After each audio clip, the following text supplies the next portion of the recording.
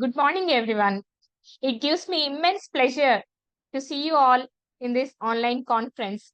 At the outset, I'm very grateful to Eurasia for inviting me as keynote speaker for this international conference. I'm Dr. Mallika, Assistant Professor of Public Administration, working in Tara Government College, Sangareddy, Telangana, in India.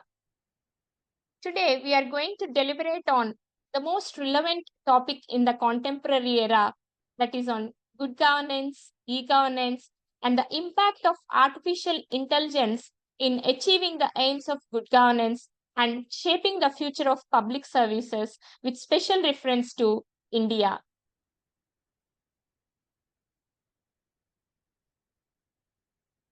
So we all know that governance is a manner in which the power is exercised in the management of a country's economic and social resources. Governance is a value-free concept, whereas good governance is a value-laden concept which connotes the moral judgments, right or just, made by those exercising authority in the public interest. The United Nations, it has stated the features of good governance in its report in 1997. It includes the major features like increasing transparency in administration, that is openness in the administration, accountability, that is the administrator should be accountable to the citizens, and responsiveness to the needs of the people, inclusiveness, fostering inclusiveness in the administration, bringing all the sections of the society into the mainstream, and bringing consensus among different stakeholders. These are some of the features that were stated by United Nations Development Program in the year 1997. So the with the advancement of information and communication technology, the ICT tools are applied to governance processes in the administration, which is termed as e-governance. After seeing different case studies across the world and in India, good governance, e-governance has contributed in achieving the goals of good governance. That is, it has ushered in transparency and accountability in administration. It has empowered the people through information. It has improved the interface with business and industry. And it has finally ensured the better service delivery to citizens. Governance is fundamental and e-governance is instrumental. Later, with more rapid strides in the technology, now, artificial intelligence is revolutionizing the governance processes. It has made strides into different arenas, and AI has its impact on governance too. Before going into artificial intelligence, let us see what is intelligence and how the human intelligence differs from artificial intelligence. So, to define intelligence, it is the ability to gather and use information in order to survive and adapt. And it is the ability to recognize different patterns of information, undertake planning, and generate innovative ideas and new information through creativity. So, in the genesis of AI, the role of creation of artificial neurons is more important. These artificial neurons are created and they are just a simplified approximation of our human brain neurons. And we can see its origin, trace its origin to Alan Turing's article on computer machinery and intelligence in the year 1950s.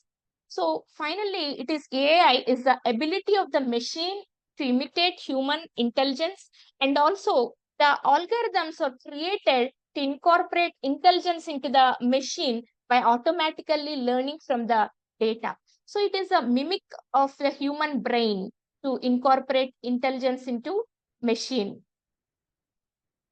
That we can deliberate on the difference between human intelligence and artificial intelligence. So the both differ in the learning capacity. Humans can acquire knowledge, skills through observation, instruction, and experimentation, whereas AI through algorithms and data processing, it acquire the learning capacity. And in terms of flexibility and creativity, also both differ. Human intelligence, it is the ability to think abstractly, solve novel problems, and generate original ideas. And whereas AI system performs specific tasks with high accuracy and efficiency. The most important point of difference is all about emotional intelligence. That is, we can understand, recognize, and regulate the emotions, whereas AI systems do not possess true emotional intelligence, and they are based on algorithms and predefined rules. And it also, AI and human intelligence differs in contextual understanding and also in self-awareness and consciousness.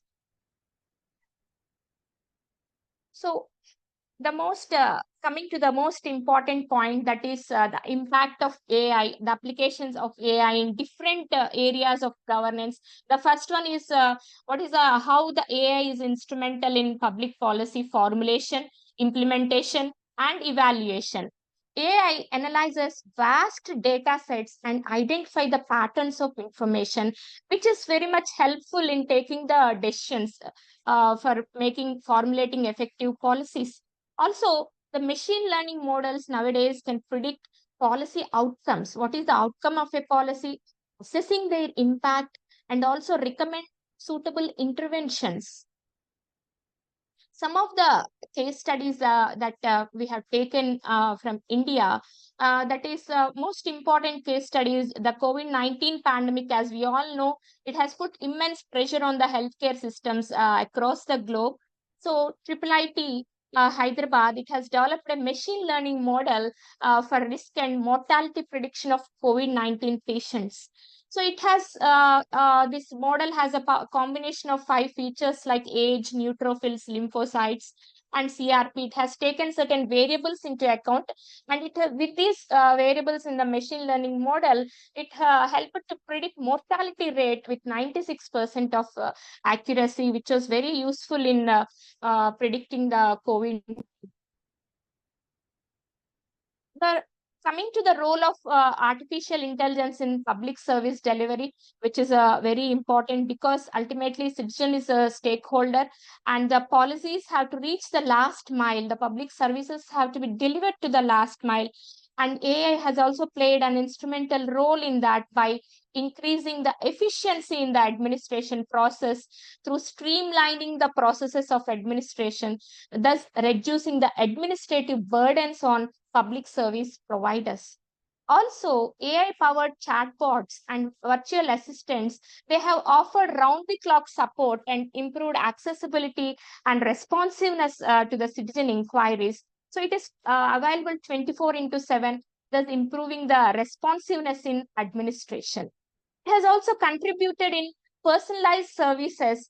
For example, they are because of the personalized services, they are tailored to the individual needs and preferences. Citizens' needs and preferences are taking into account, thereby enhancing citizen satisfaction, and the engagement of the citizen has also been done.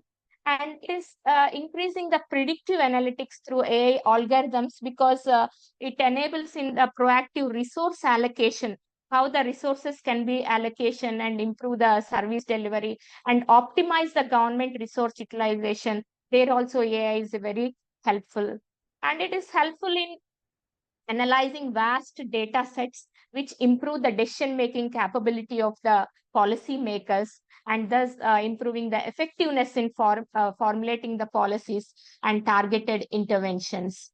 It improved the service quality and also resource optimization, as we have seen. Also, it is used to design to the cater to the diverse populations by using the traditional service channels, thus promoting inclusivity. And it is very much useful in so many case studies we have seen. It is useful in fraud detection and prevention also. And there are certain challenges that can be discussed later. So in India, AI has taken its strides, and a national strategy for AI is devised: AI for all, inclusion and empowerment.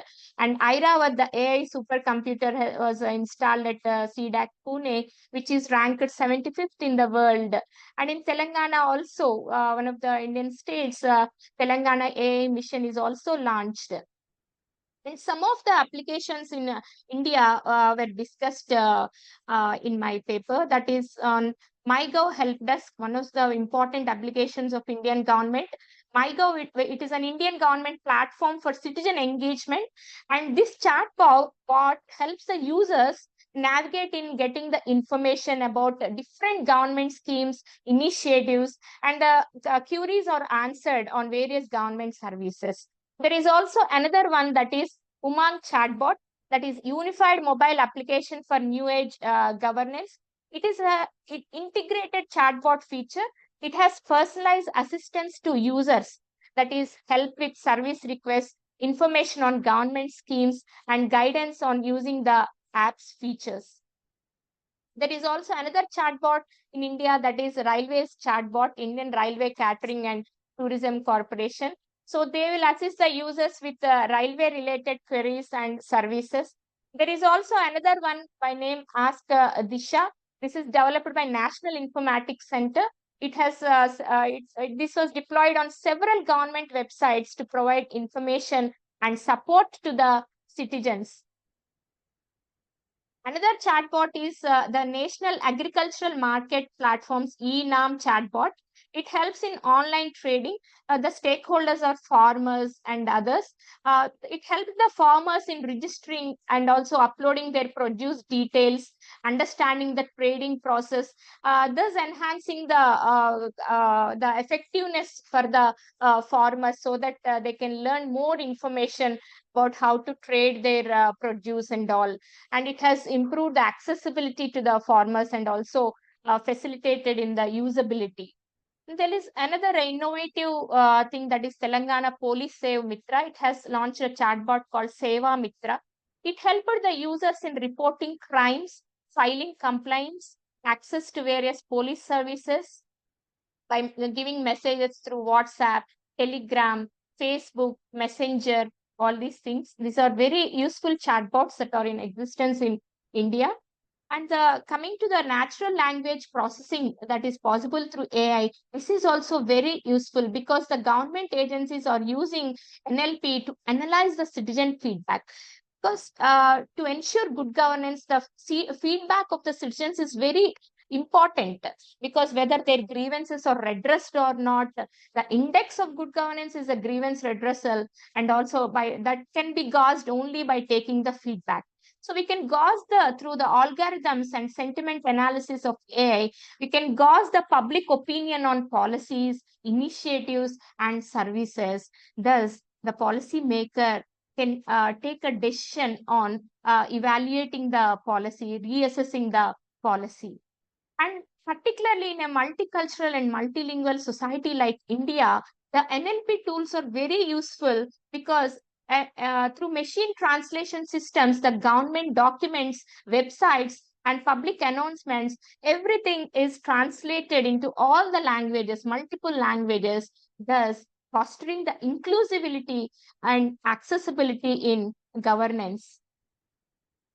And also, the NLP techniques are used in text mining, because the large data, because of the huge and big administration given in the context of India, this text mining is also very much useful to the policy makers to extract valuable insights and also identify the trends and the impact of the policies, which enables them to make best decisions.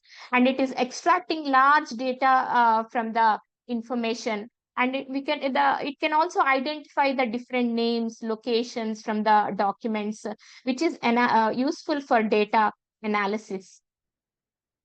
AI is also very much useful in the disaster management, because it can give the situational awareness, damage assessment, useful in search and rescue operations, and also post-event, we can assess the impact, and also about the rehabilitation and restoring services. So AI is very helpful in the pre-event and post-event things. In the pre-event things, the real-time disaster prediction and early warning can be given through AI mechanisms. And one of the most important things that was implemented in India is in the law and order administration. Delhi police, they have undertaken a project by name the Safe City Project, which is backed by AI. So it helps in monitoring the law and order situation and curbing crime with integration of CCTV cameras and footage analysis. So AI helps in curbing street crime. The Delhi police, they have identified the hotspots of chain snatchings, and they have identified the habitual offenders, time of reporting of such crimes, and how the offenders have taken bail. The AI will process all these data to indicate when a possible snatching can happen in a particular area. And it also uses facial recognition. It can alert about suspects present in that particular area after spotting him in a CCTV footage. So this has helped a lot for the cops in taking precautionary measures, which is a laudable measure in India. And also, AI has penetrated into all the arenas, including the teaching learning process. To enhance the teaching learning process using low cost AI technology, Class Sati is introduced as an AI powered quiz platform. And there are so many personalized learning apps have come into existence. All these are developed by so many IIT students by integrating NCRT curriculum. Also, AI application is developed in road safety in India. That is, there is a unique partnership with industry and academia.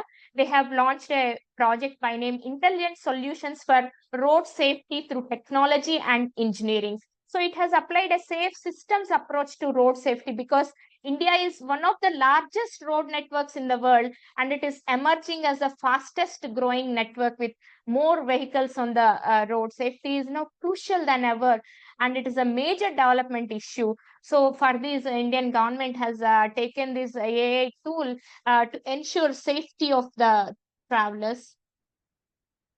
AI is also very much useful in the urban planning and development. So it ensures smart infrastructure management, in transportation networks, energy grids through sensors.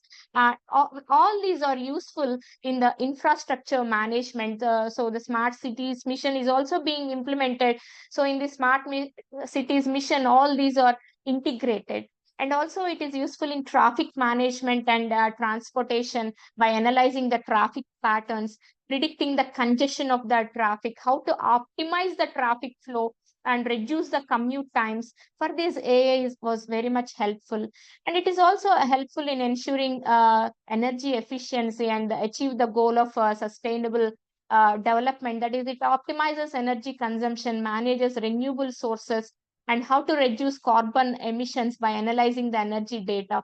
Always the energy data is analyzed through the AI tools, and a plan is prepared to reduce the carbon emissions. Also useful in the analyzing the spatial and socio-economic data to plan the urban development. So these are some of the issues that we have discussed, and finally, AI is helpful in achieving the goals of governance. Still, there are certain ethical dilemmas that have to be contemplated upon, that need wider and wider discussions, because the ethical dilemma always exists: what should be done, what should not be done. Can the machine do that? And another thing is fighting digital bias. That is also one of the dilemma. And what are the regulatory laws for AI laws? Regulatory laws should be there. And the security, data security is also another important issue that need to be tackled: cyber security, data security, IP protection, and the laws that are what is forbidden to do, what AI can do and what AI should not do, and also on the civil rights of the people. All these are some of the ethical issues that need to be deliberated upon by everyone, because we have to take into consideration the robotic rights, security of the people, accountability of the AI, how AI can promote transparency, and how it can bring inclusivity. This also need to be discussed in a much wider circles, and more research is needed on this. This is my brief talk on this matter of governance, e-governance, and the latest trend is artificial intelligence and its application to governance. Thank you. I thank each and everyone for giving me this great opportunity. Thank you, one and all. Namaste.